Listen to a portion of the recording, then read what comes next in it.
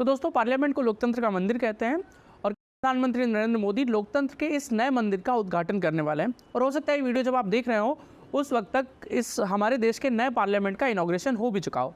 लेकिन हमारे देश की बहुत सारी पार्टियां हैं, खासकर कांग्रेस और उसके साथ की जितनी भी अपोजिशन पार्टीज़ हैं, वो इसका बॉयकॉट कर रही है कि हम इस इनॉग्रेशन में शामिल नहीं होंगे। और इसलिए शामिल नहीं होंगे क्योंकि प्रधानमंत्री नरेंद्र मोदी इसका उद्घाटन कर रहे हैं, बल्कि इसके बजाय राष्ट्रपति द्रौपदी मुर्मू को इसका उद्घाटन करना चाहिए क्योंकि वो हेड ऑफ द स्टेट हैं। यानी हम इसको इस तरह से भी देख सकते हैं कि हमारे देश का विपक्ष उस पार्लियामेंट के इनॉग्रेशन का विरोध कर रहा है या बॉयकॉट कर रहा है जिस पार्लियामेंट में बैठकर उसको देश की जनता की आवाज़ उठानी है, सरकार के गलत निर्णयों गलत फैसलों के खिलाफ उसको बात रखनी है अपनी। उसी पार्लियामेंट के इनॉग्रेशन का हमारे देश की कई सारी पार्टियाँ विरोध कर रही हैं। इनॉग्रेशन यहाँ पर भले ही हो रहा है, लेकिन इस नए पार्लियामेंट को लेकर मैं इस बात का इंतजार कर रहा हूँ कि हमारे देश में नया पार्लियामेंट तो बनकर तैयार हो जाएगा, लेकिन क्या पॉलिटिकल पार्टीज़ में और जो हमारे सांसद हैं उनके रवैये में कोई बदलाव आएगा? क्योंकि जिस तरह से पुराने पार्लियामेंट में पक्ष और विपक्ष आपस में लड़ता था, वहाँ पर जिस तरह से बहस होती थी, क्या वैसे ही नए पार्लियामेंट में भी बहस होगी या फिर नए पार्लियामेंट के साथ हमारे देश के नेता भी अपने आप को थोड़ा अपडेट करेंगे और थोड़ा सब भी व्यवहार वहाँ पर करेंगे? ये देखने वाली बात होगी। मेरा हमेशा से मानना है कि किसी भी चीज़ के दो ही पहलुओं को देखना चाहिए। तो जैसे अपोजिशन पार्टीज़ पीएम मोदी द्वारा इस नए पार्लियामेंट के इनॉग्रेशन का जो कर रहे हैं उसका विरोध कर रही है, क्या वो कोई वैलिड पॉइंट है? क्या ऐसा कोई कानून है या फिर क्या इससे हमारे देश की इंटीग्रिटी को कोई नुकसान होगा? क्या कोई ऐसी चीज़ है? तो इसके बारे में भी बात करेंगे। लेकिन मैं एक बड़ी इंटरेस्टिंग बात आपको बताता हूँ। ये नई संसद तो आज बनकर तैयार हो गई है, लेकिन जब इसके पहली बार नई संसद बनाने की बात रखी गई थी नरेंद्र मोदी सरकार की तरफ से, तो हमारे देश की विपक्षी पार्टियों ने इसका भी विरोध किया था और कहा था कि इसकी क्या ज़रूरत है, ये सरकार बेफिजूल का खर्च कर रही है और अपना इतिहास में नाम दर्ज करवाना चाहती है, इसलिए ये लोग नई पार्लियामेंट का इनॉग्रेशन कर रहे हैं। लेकिन सच्चाई है कि आज से 32 साल पहले ही जब कांग्रेस की ही सरकार थी, उसी टाइम कांग्रेस सरकार ही नए पार्लियामेंट को बनाने के बारे में विचार कर चुकी है। यानी नया पार्लियामेंट हमारे देश को आज से 30 साल पहले ही चाहिए था, जो कांग्रेस सरकार ही बनाने वाली थी। लेकिन उसके बाद वो ठंडे बस्ते में चला गया और अभी जो पार्लियामेंट हम इस्तेमाल कर रहे हैं वो 1927 से चल रही है और वो बिल्डिंग ओवर यूटिलाइज हो चुकी है। आने वाले 3-4 साल बाद उस बिल्डिंग को 100 साल पूरे हो जाएंगे। मैं आपको इस नए पार्लियामेंट के फीचर्स भी बताऊंगा, लेकिन उससे पहले वापस आते हैं अपोजिशन पर, जो इस नए लोकतंत्र के मंदिर का लगातार विरोध कर रहा है। तो हमारे देश की जितनी भी अपोजिशन की पॉलिटिकल पार्टीज़ है, जिसमें कांग्रेस, सपा, बसपा, टीएमसी, आप वगैरह है, उनको इस बात से समस्या नहीं है कि नई पार्लियामेंट का इनॉग्रेशन प्रेसिडेंट मुर्मू नहीं कर रही है या प्रेसिडेंट ऑफ इंडिया नहीं कर रही, बल्कि उनको इस बात से समस्या है कि इस पार्लियामेंट का उद्घाटन नरेंद्र मोदी कर रहे हैं। और ऐसा जब होगा तो नरेंद्र मोदी को एक स्टेट्समैन के तौर पर दिखाया जाएगा और इस नई बिल्डिंग का या नए पार्लियामेंट का जो सारा श्रेय है वो भी नरेंद्र मोदी को चला जाएगा। और इतिहास में भी जो नाम दर्ज होगा कि इस बिल्डिंग का किसने उद्घाटन किया, तो उसमें हमेशा नरेंद्र मोदी का नाम रह जाएगा। उनको इस बात से समस्या है। हालांकि जहाँ तक क्रेडिट की बात है, तो क्रेडिट तो वैसे भी नरेंद्र मोदी को ही जाएगा, क्योंकि ये जो नए पार्लियामेंट का आइडिया है वो भले ही बहुत साल पहले आया था, लेकिन इसको जो इनिशिएट किया वापस से वो प्रधानमंत्री नरेंद्र मोदी ने ही किया और एक बड़े स्तर पर इसको बनाया। तो वैसे भी इसका जो क्रेडिट है वो नरेंद्र मोदी को पहले ही मिल चुका है, तो इसमें कोई बहुत ज़्यादा लॉजिक समझ नहीं आता। दूसरा एक इंपॉर्टेंट सवाल ये भी है कि जैसे पॉलिटिकल पार्टीज इसका विरोध कर रही हैं, तो वो इनॉग्रेशन का तो विरोध कर रही है, क्या जब अगला पार्लियामेंट सेशन होगा तो अपोजिशन पार्टीज़ के जितने भी सांसद हैं, क्या वो इस नए पार्लियामेंट में एंट्री नहीं करेंगे? क्या वो इसके बाहर बैठेंगे? क्या वो इसके खिलाफ हमेशा प्रोटेस्ट करेंगे?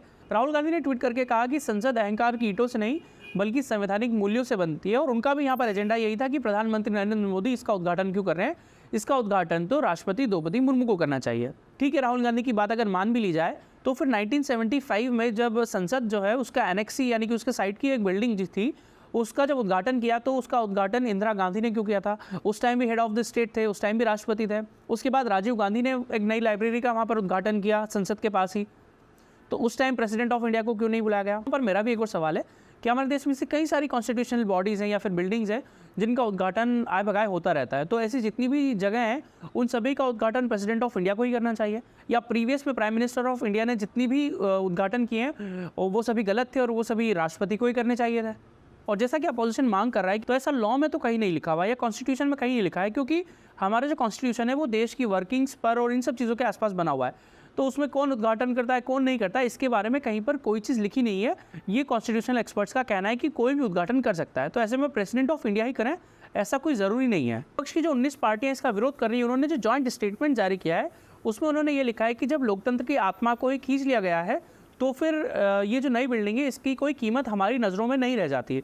तो इससे भी उनका साफ एजेंडा समझ आ गया कि उनका जो एजेंडा है वो प्रेसिडेंट ऑफ इंडिया को नहीं बुला रहे, ये नहीं है। उनका एजेंडा ये है कि नई बिल्डिंग जो है उसका उद्घाटन किया जा रहा है और उसको प्रधानमंत्री नरेंद्र मोदी उसका उद्घाटन कर रहे हैं, इसीलिए वो लोग इसका बायकॉट कर रहे हैं। और दूसरा ये कि वीर सावरकर की जयंती भी है और ये भी एक बड़ी खुन्नस की बात विपक्ष के लिए कि वीर सावरकर की जन्मदिन के दिन ही इसका उद्घाटन क्यों किया जा रहा है। हालांकि ऐसा तो कुछ है नहीं, वीर सावरकर इस देश के लिए विलन नहीं है, उन्होंने भी देश की आज़ादी के लिए ही लड़ाई लड़ी थी।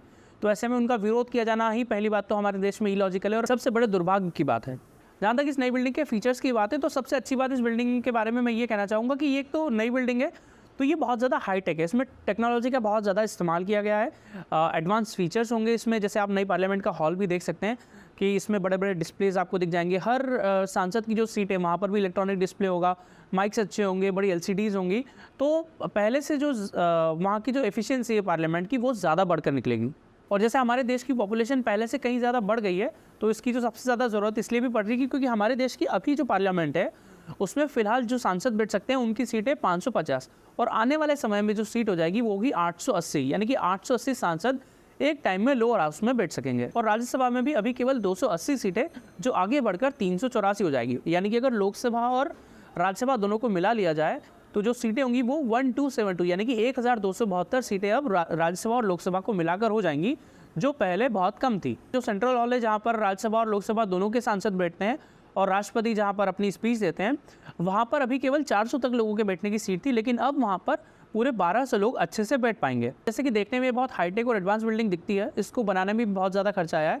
करीब 900 करोड़ के आसपास में ये बिल्डिंग बनकर तैयार हुई है और केवल 2 साल में ये बिल्डिंग पूरी तरह से तैयार हो गई है। 2 साल और कुछ 4 महीने इसको बनाने में लगे हैं, कोरोना के टाइम से इसका काम चल रहा था और अब फाइनली ये पूरी तरह से बनकर तैयार है। अब अगला जब सेशन होगा तब देखेंगे कि किस तरह से इस पार्लियामेंट में काम हो पाता है और कितनी फीचर्स उसमें मिले हैं। हालांकि नए पार्लियामेंट का इनॉग्रेशन होना अपने आप में एक ऐतिहासिक घटना है और इस पर तो कम से कम राजनीति नहीं होनी चाहिए।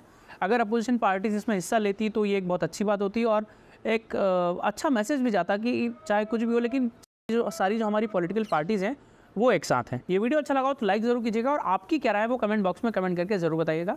चैनल को सब्सक्राइब भी कर लीजिएगा क्योंकि अमूमन ऐसे ही वीडियोज़ और एक्सप्लेनर्स मैं आपके लिए लाता रहता हूँ। तो चलिए मिलता है अगले वीडियो में, तब तक के लिए धन्यवाद, नमस्कार, जय हिंद।